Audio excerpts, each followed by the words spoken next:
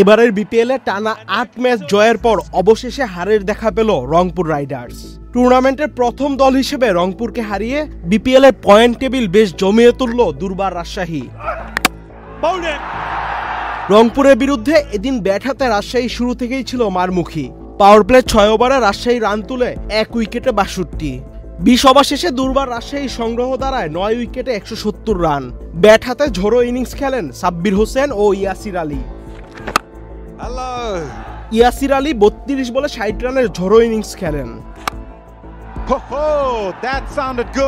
রংপুর রাইডার্সের হয়ে বল হাতে খুশদিল শাহ ও জাবেদ ৩টি করে উইকেট তুলে নেন। ১৭১ রানের টার্গেটে ব্যাট করতে নেমে সাইফ হোসেন ও অধিনায়ক নুরুল হাসান সোহান ছাড়া ব্যাট হাতে তেমন একটা সুবিধা করতে পারেনি রংপুরের কোনো ব্যাটার। রায়ান বাল ও তাসকিন আহমেদের দুর্দান্ত বোলিংয়ে ১৪৬ রানে অল আউট হয় রংপুর রাইডার্স।